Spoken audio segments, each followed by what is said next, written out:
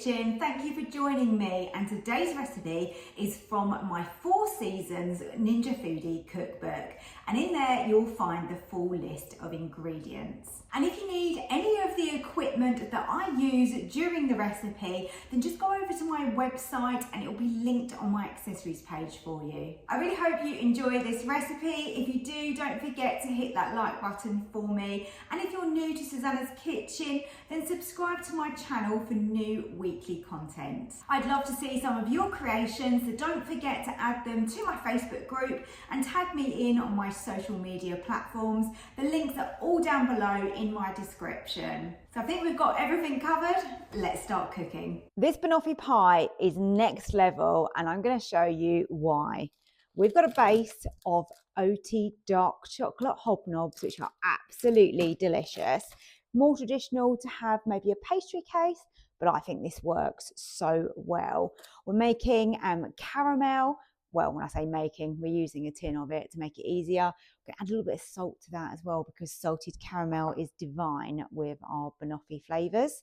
So we've got our bananas, and then what takes this to another level is these banana chips. You can get these in most of the supermarkets. I got these in one of the bigger Sainsbury's that is nearby to me, and they're not expensive. They're easy to get hold of. We've got cream, we've got peanut butter, we've got brown sugar, icing sugar, and also a lime. So let's start off by getting our packet of Hob Nobs in my blitzer here. You want to create a crumb, so it's easy to do that in this machine. If you haven't got one of these, pop them into a plastic sealed bag and then just give them a bash with a rolling pin.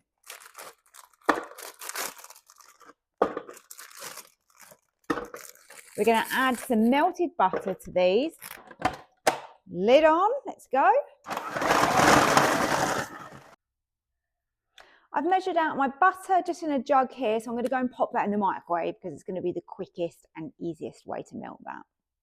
You want to use a fluted tin for this ideally. I have greased mine just to be certain that nothing's going to stick and I'm going to be able to get this out quite easily. It's nice because the base pushes up like that.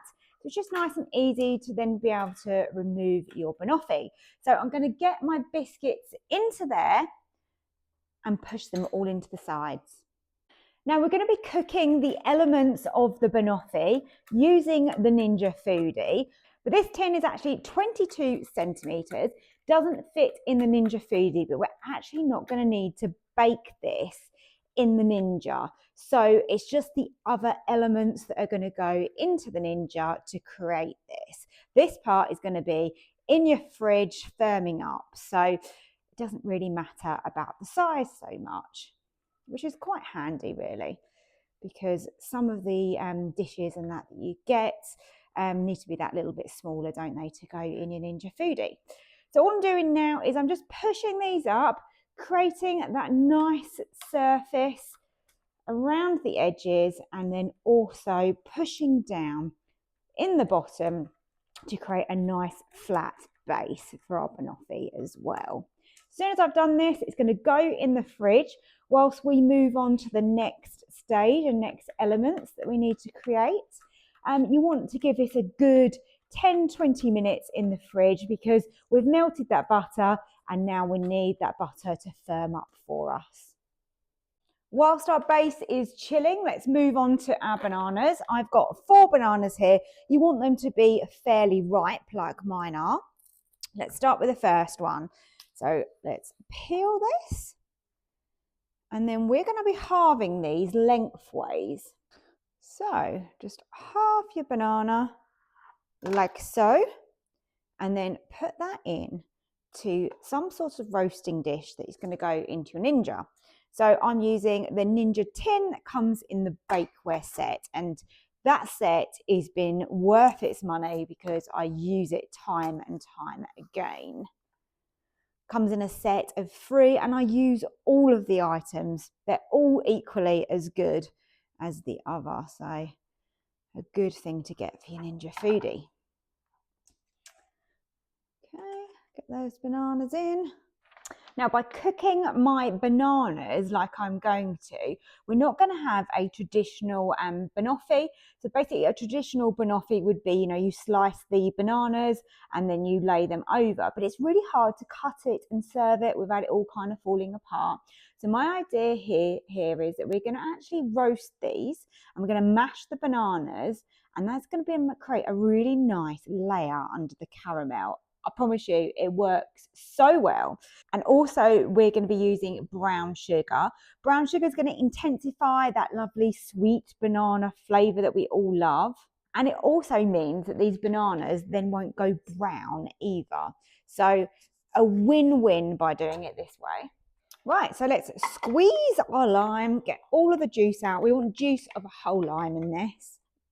Go over with that lime juice. There you go. Then I'm just going to pop my scales underneath so we can weigh in the brown sugar. So I'm using light brown soft sugar, and let's just get that over those bananas. We want the temperature at 180, and I'm going to bake these until they're caramelized. Just going to have a little check on how my bananas are doing. Look at those. Don't worry if they break up, because these are going to be all like mushed up together. Look at those. Look absolutely delicious, don't they?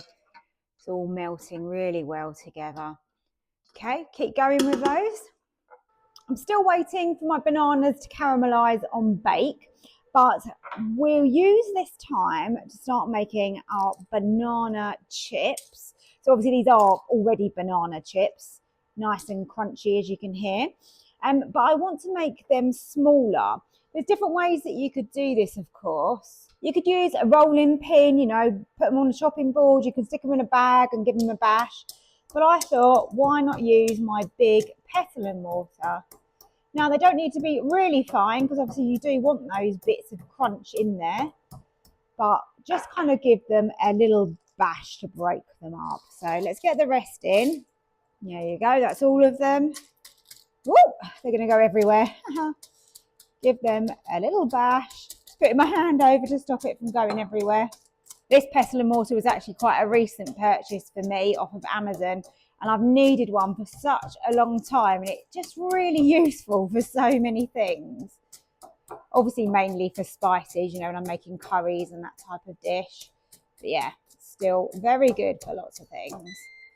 So just keep going with these until you're happy really with the consistency that you've got. You don't want massive, great big chunks, because this is going to go through the caramel that we make next. Okay, so time is up. Oh, look at those bananas. They look beautiful. Really caramelized on the edges. That is perfect. I don't want to take them too far and burn it. So let's get that out. So that they cool down a little bit quicker, I'm going to take them out of this dish. Obviously the dish is extremely warm. And let's just tip those onto a plate. It's going to make it easier for mashing them. And obviously I don't want to damage this tin either. And we don't want to use these until they've cooled off. So just spread them out. Obviously the more surface area, the better, because they're going to cool down that bit quicker for us. You can see they're not going to take a lot of mashing at all. They are falling apart. So I'm just going to leave those there, and then we can move on to our caramel. So I'm just finishing up with these banana chips, and then we're going to start heating the caramel next. So I'm going to pour the caramel in the bottom of the Ninja pot and heat that through, and add that salt we were talking about to make it salted caramel. So we've got our caramel in the bottom here. Let's get the Ninja Foodi on to sear and saute. Don't want the temperature to be too high, so just lower that a little bit. I'm going to try level 3, and we just want to heat this through. As we heat it, it's going to thicken and start to bubble. And into there, we want to add some salt. So a good pinch of salt there is just going to make all the difference to this. My base is nice and firm now, so these bananas have cooled and I've mashed these up quite well with a fork. I mean, I want a little bit of texture to them still. There you go, you can see what I've done. And now I'm just going to lay this in the bottom here and we're going to put this back in the fridge. And we just want a nice even layer over our base. So just spread that over in a nice layer. I think this is just so much nicer than slicing them.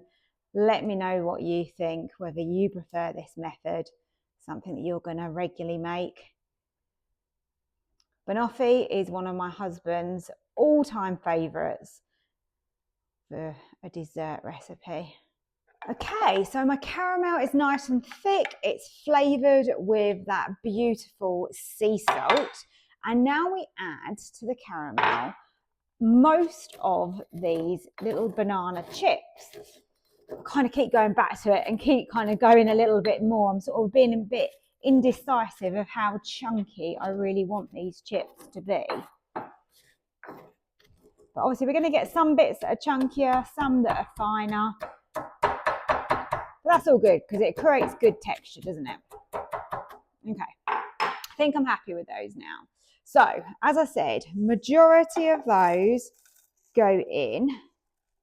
We want to basically hold some back for our topping to go over our cream at the end. So, I think that's probably plenty. Stir those through that caramel.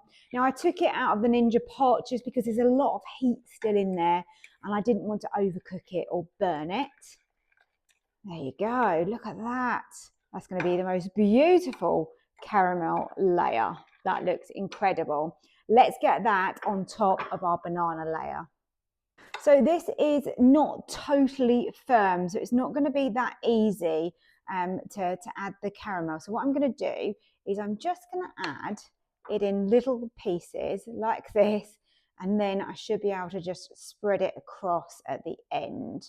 I think that's going to be the easiest way for me to do that. And then you're going to want to put this back in the fridge, and I think we're looking at a minimum of 4 or 5 hours in the fridge for this to really firm up and set before we put the final topping on.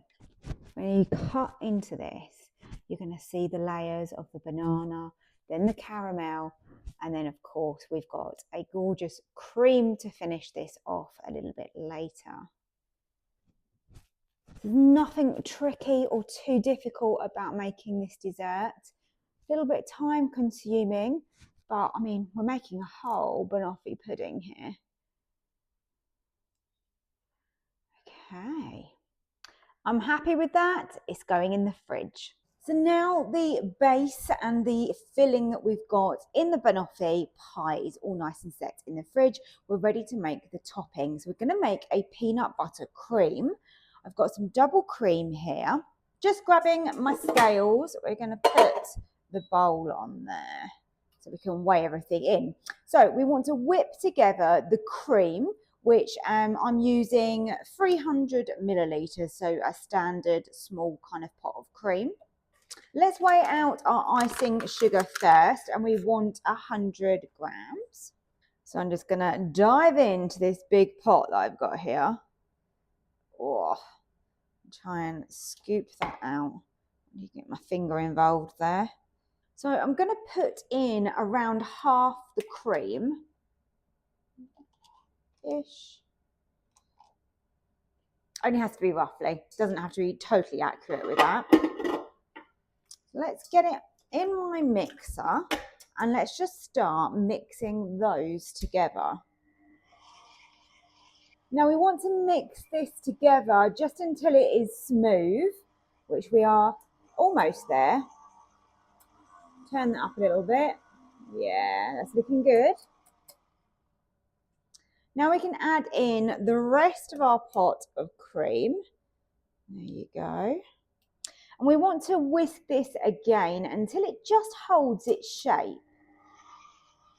So now we can add our lovely whipped peanut butter cream on the top of this. Obviously, if you don't like peanut butter, you don't have to add this in if you don't wish to. Okay, so now I've got that all over. I'm just going to spread it, and then we can make some swirls in the top, or have it however you want to have it. And now we can get some of those little banana chips, and we can just sprinkle those over the top. This is going to look so gorgeous when we cut into it and we can see those layers. You can add as many of these as you want, really. They give it that nice texture and crunch. To purchase any of my cookbooks with delicious recipes just like this one, please head over to my website www.susannahskitchen.uk.